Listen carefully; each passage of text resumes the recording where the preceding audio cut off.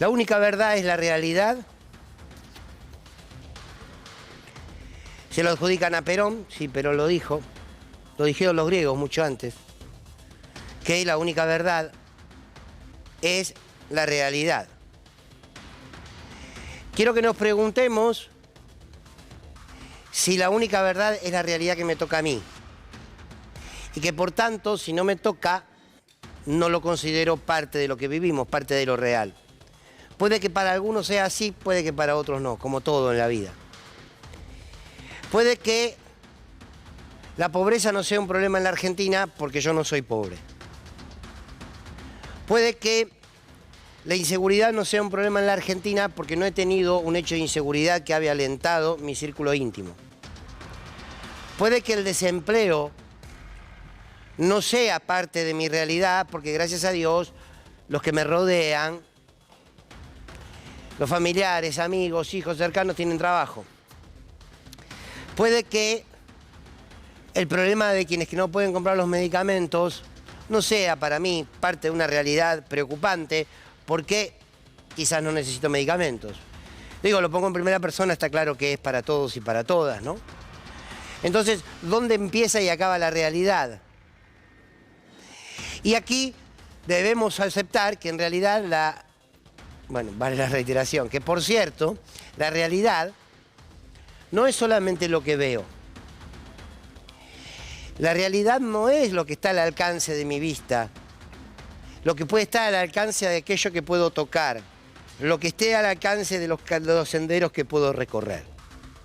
La realidad es muchísimo más grande que el ombligo de cada uno de nosotros. Entonces, muchas veces pasa que cuando determinadas políticas económicas afectan a algunos sectores que no representan o no son aquellos sectores en los que cualquiera de nosotros quizás pueda vivir, entiende que todo eso puede formar parte de una discusión, de un análisis, de un debate, pero no de una realidad que es urgente transformar. Y yo creo que lo que está pasando hoy en día en la Argentina y que hace también al enorme problema cultural que tenemos es que hay algo que venció circunstancialmente en el gobierno de Milei, que logró instalar, que es la lógica individual por encima de lo colectivo. Entonces, uno se pregunta, ¿cómo puede ser que ante la situación de pobreza y marginalidad que hay en nuestro país, no genere una reacción colectiva? Bueno, seguramente porque no forma parte de la agenda que cada uno tiene en su casa individualmente. Porque estamos jugando a la mancha. Porque la lógica de la supervivencia del más apto, que me acuerdo que fue una editorial que hicimos al principio de este gobierno, se ha instalado. Parece que todos estamos luchando y todas para que no nos toque y que no nos deje marcados las políticas de este gobierno. Entonces, la sociedad empieza a recorrer un camino en donde si yo en la corrida para evitar ser tocado tengo que ir pisoteando a otros o tengo que agarrar otro camino que no sea el que está agarrando la mayoría, que la está pasando mal, lo voy a hacer. Porque lo importante es que no me toque. Bertolt Brecht, ¿no? Primero fueron por los judíos y como yo no era judío, después fueron por los negros y como yo no era negro, hasta que un día golpearon la puerta de mi casa. Y quizás todavía la Argentina, la sociedad, está en esa lógica. Escucha algún golpe de alguna puerta lejana. Pero, che, ¿la nuestra? No, la nuestra no es. Ah, bueno, dale. Pero el juego continúa. Y el juego se va a profundizar. Siempre están quienes nunca van a ser tocados en este juego de la mancha, de la política cultural y económica de este gobierno. Hay sectores de poder que nunca los van a tocar. Entonces desde ahí hay un lugar de comodidad para analizar la realidad de la Argentina. Pero cuando algunos lo empiezan a tocar, empiezan a reaccionar. Y empiezan a decir, pero ¿cómo me tocas a mí? ¿Cómo me tocas a mí si yo sabés que te banco en este juego y que si vos tenés que tocar a la gran mayoría, tócalos, pero a mí no me toques? Y esto también hoy en día es parte de la regla del juego social. ¿Lo hace la dirigencia política? Algunos de ellos sí. Lo hace la dirigencia política. Che, mirá, mientras a mí no me persigan, mientras a mí no me estigmatices, mientras a mí no me toques, bueno, dale, seguí. Hay otros que se bancan, que se los persiga, que se los quiera encarcelar, que se los quiera matar. Hay algunos que se lo bancan, otros no. Otros prefieren acordar, ¿para qué? Para que a mí no me toques.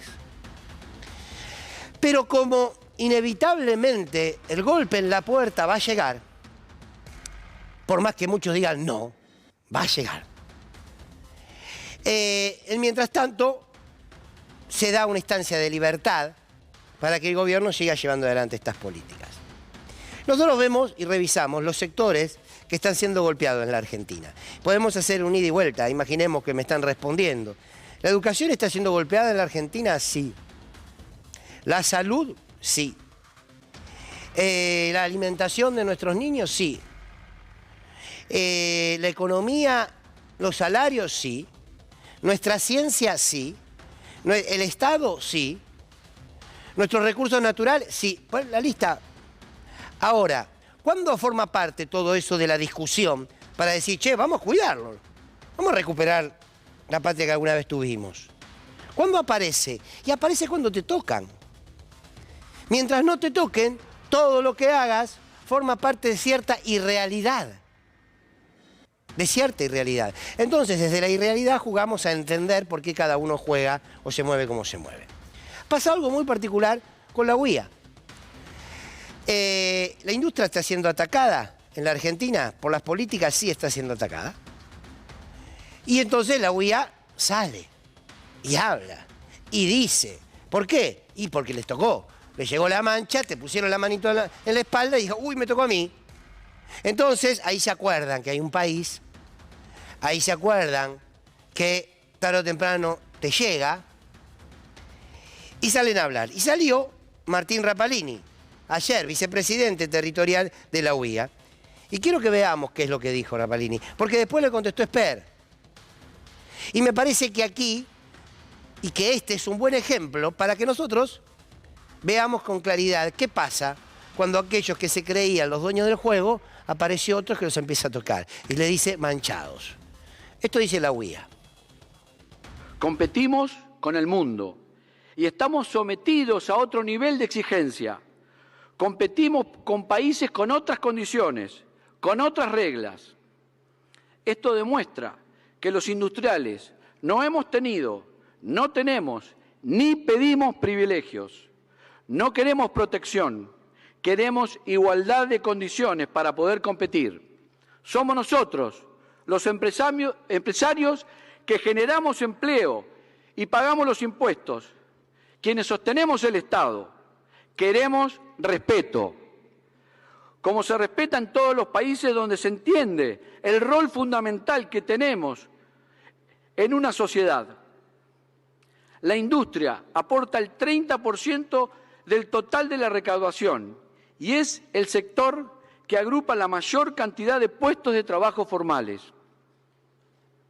Estamos de acuerdo con el presidente en que el sector privado es el motor para el crecimiento del país y el sector privado somos nosotros, es con nosotros. Bueno, Rapalini, con nosotros también es. Con los trabajadores y trabajadoras que la UIA toda la vida ha mirado de costado. Es también con nosotros, con un país productivo que siempre produjo más cuando tuvo gobiernos populares que le dieron a través de las medidas económicas la posibilidad de producir. Pero la UIA defendió gobiernos que destruyó las pymes. ¿O no se acuerdan de su vínculo con Macri? Funes de Rioja era un poco más que un amigo íntimo. ¿Cómo puede ser que permanentemente estos sectores hayan defendido los intereses de unos pocos? Porque detrás de la UIA no hay 500.000 industriales, 50.000 industriales, son 3, 4 industriales que las manejan todas. Cuando las pymes se quiebran, como está pasando hoy, cuando las pymes desaparecieron, como pasó con el gobierno de Macri, ustedes seguían votando esto. Ahora les tocó la mancha, muchachos. Entonces ahora el discurso crítico. Cuando se vuelvan a acomodar, van a volver a defender las políticas que hambrean a sus trabajadores o que destruyen a las pequeñas y medianas empresas, que son de verdad las que generan el trabajo, y favorecen a unos poquitos. Pero entonces, como ahora les tocaron, ahora saltan. ¿Cuándo vamos a tener una burguesía nacional, un empresariado nacional que realmente piense primero en la Argentina? Y pensar primero en la Argentina es pensar en el trabajador, en la trabajadora, en la producción nacional, en cómo generar valor agregado a lo que se produce. ¿Cuándo? ¿Por qué saltan cuando nos tocan? Es algo de la huía. ¿Por qué como sociedad la clase media salimos cuando nos tocan? ¿Por qué el silencio se impone mientras nosotros podamos subsistir y gran parte de la Argentina se empobrece? Yo ya sé que ahora estamos en términos culturales, en términos políticos, en términos económicos, viviendo los primeros 4 años de menemismo. Silencio. Después, algunos dicen, no, pero hay una expectativa bárbara de la gente. Bueno, qué sé yo, ¿quién ve la expectativa? Pero vamos a suponer. ¿Se acuerdan cuando, hoy lo recordaba en una charla que tuve, lo recordaban, otras personas decían, ¿se acuerdan cuando el periodismo, un sector del periodismo en la Argentina, perseguía a otros periodistas por pensar distinto? Nos acusaban de ensobrados, se acusaban que eran aplaudidores. ¿Se acuerdan cuando querían cerrar este canal? Y los periodistas lo decían. Desde otros canales decían hay que ir a cerrar, C5N, hay que ir a cerrar. Ahora aparece Milei, les dice de todos, a ellos, a los Feynman, a los... Majul no, Majul es como un ente aparte, ¿no? No es, qué sé yo, es como una cosa que flota ahí medio... Pero les dice a ellos, entonces, los Morales Solá se acuerdan de que hay que defender al periodismo. ¿Cómo nos atacan? Pero no están defendiendo al periodismo, se están defendiendo ellos. Porque ahora en el juego de la mancha los tocaron. La UIA está defendiendo a los 4 o 5 grandes industriales.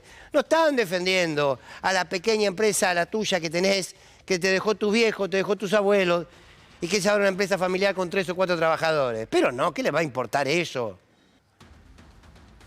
Pero cuando tocan reaccionan. Podemos buscar un montón de ejemplos.